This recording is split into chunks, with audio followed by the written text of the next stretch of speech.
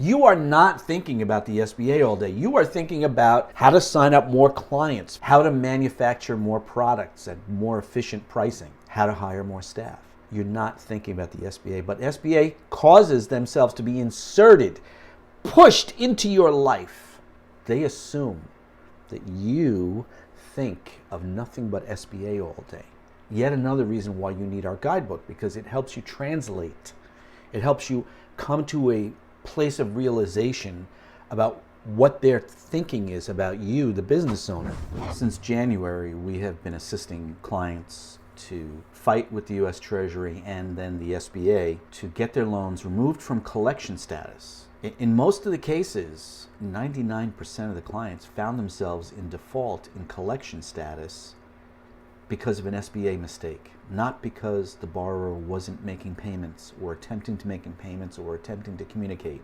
We have been successful. We have a large tranche of those loans have been returned and more are on the way. And we know that based upon the Wall Street Journal article last week that now SBA claims they are returning all of the loans that were sent to Treasury. I know the comments are going to come into our video channel from the occasional troglodyte who says, why should you hire these people? Why should you buy their guidebook when you could do this on your own? We've been experiencing those types of comments for over 4 years now, since the early days of the pandemic. And yes, there are people who probably know how to manage the SBA process. First of all, with regards to the U.S. Treasury, we put into the guidebook the strategy that we developed that has successfully returned many of our clients, and we're getting positive communications on the other ones, which means their loans are soon to be returned as well. We're not really doing the consulting anymore. We are doing it on a very limited basis because we believe that the guidebook really is going to walk you through very simple step-by-step instructions to help you, the business owner who really doesn't have a lot of experience dealing with a government agency or dealing with lenders, to unravel their communications, starting with how to speak to an SBA agent, how to communicate with an SBA agent, but also lists of, if you're applying for a certain aspect of changing ownership or hardship accommodation or returning service from Treasury to SBA, what we've put into the guidebook is clear instructions, step by step, knowing what documents need to be included, for instance, with a form. I'm going to read to you an email that one of our clients received yesterday in response to submission for hardship accommodation.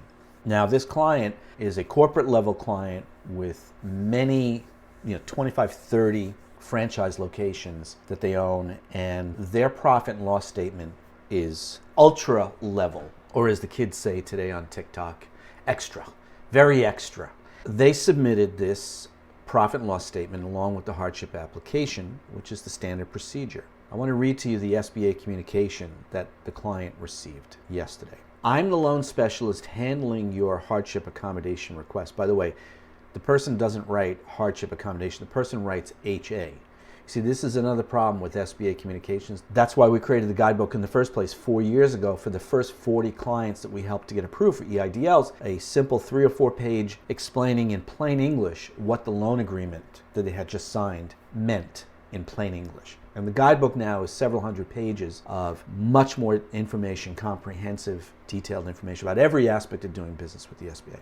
So again, here in this communication, the SBA specialist, the loan specialist says, handling your HA request. Where I come from, HA means half-assed, just talking out loud. So handling your half-assed request. I'm sorry, that's not what she meant. She meant hardship accommodation request. Here's the next sentence. And if this doesn't tell you why you need to buy our guidebook, I don't know what else is going to do that. I don't know if you're reading our reviews. We have 275 reviews telling you the quality of the service and expertise that we provide. If you're watching our YouTube videos, I don't know what, if that's not convincing you to do business with us, maybe reading this sentence will, because this is the sentence that she wrote in the email to the client who requested hardship accommodation.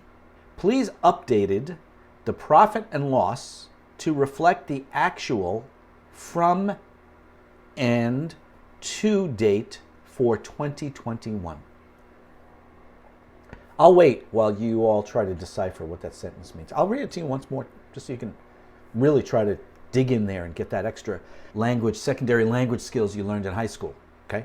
Please updated the profit and loss to reflect the actual from and to date for 2021.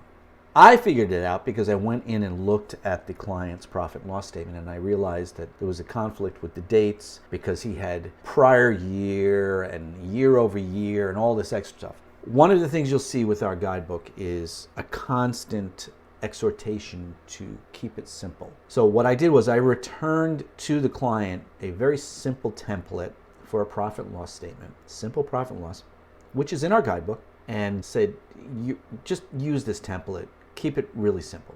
We submitted that. Next one is, please provide updated hardship application that reflects the printed names for Jane Doe and John Doe with wet signatures, parentheses, originals, at the bottom of the application. Please respond and return ASAP for the continues review and recommendation for approval. Now, I know SBA agents can often be overwhelmed, but seriously, SBA, you got to do better. There is really no excuse for this terrible level of communications. But for you small business owners struggling to deal with any aspect of the SBA, especially in this case where this loan was sent to U.S. Treasury through no fault of the borrower, the SBA agent really should have approached this with the appropriate empathy to understand the stress and anxiety that this business owner is probably going through. Worried about collection accounts, worried about 30% penalties imposed by the Treasury, calls from collection agencies, potential offsets of tax refunds and lawsuits and judgments and permanent scarring of their reputation with the federal government.